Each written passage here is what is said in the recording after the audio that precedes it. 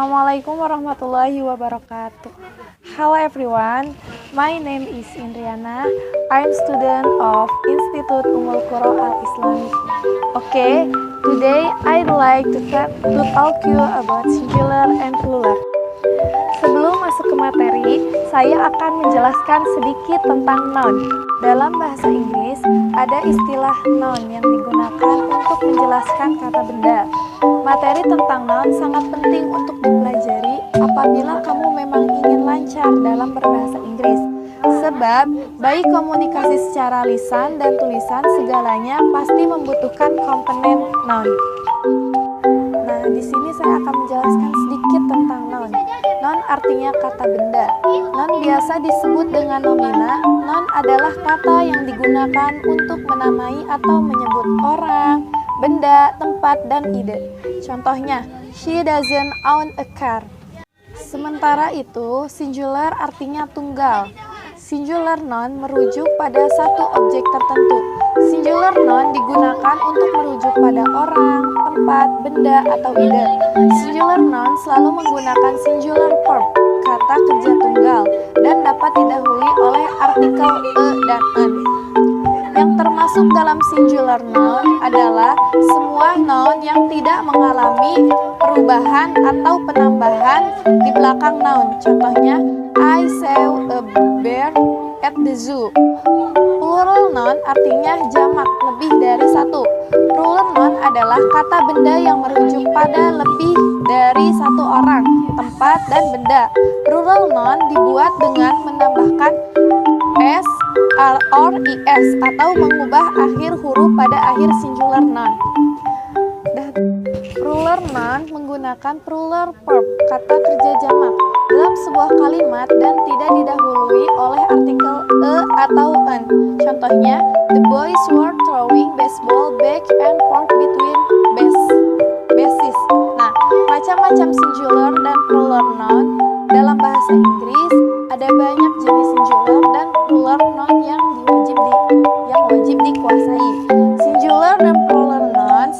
Singular nouns adalah kata benda yang menunjukkan bahwa benda itu tunggal atau satu atau tidak lebih dari satu, atau lebih singkatnya kata benda tunggal. Ya, intinya singular itu satu.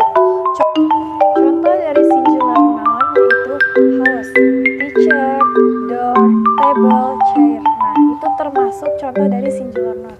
Kemudian selanjutnya pengertian plural nouns adalah kata benda yang menunjukkan bahwa benda itu jamak atau banyak atau lebih dari satu. Juga bisa disebut kata benda jamak.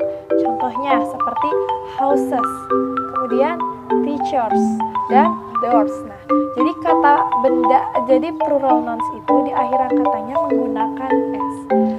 Kemudian untuk selanjutnya itu singular dan plural verbs.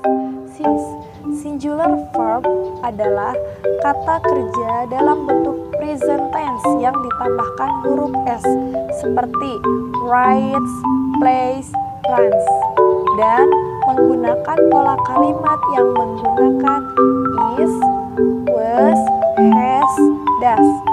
Sementara itu, plural verbs tidak perlu menambahkan huruf s setelah kata kerjanya, seperti write, fly, run, dan menggunakan are, were, have, and do. Singular dan plural subject. Singular subject, jadi singular subject itu subjek tunggal menggunakan singular verb, kata kerja tunggal.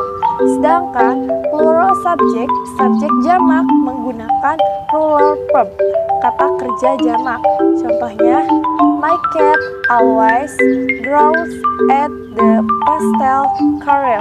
Itu singular subject sama singular verb. Kemudian, basketballs roll across the floor. Itu contoh dari plural subject sama plural verb. Nah, jadi pada kesimpulannya, singular itu kata benda yang satu. Kalau plural itu lebih dari satu atau jamak. Contohnya, singular a class, berarti pluralnya classes. Kalau misalkan singularnya a table, jadi pluralnya tables. A door, jadi pluralnya doors. doors. Nah, seperti itu ya. Kemudian untuk penggunaan e sama en. Kalau e itu selain huruf vokal. Kalau en itu yang huruf awalannya huruf vokal. Huruf vokal itu ada berapa? Huruf vokal itu ada 5. A, I, U, E, O.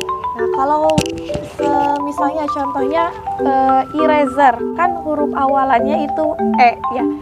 Huruf E itu salah satu huruf vokal, jadi menggunakan an eraser seperti itu.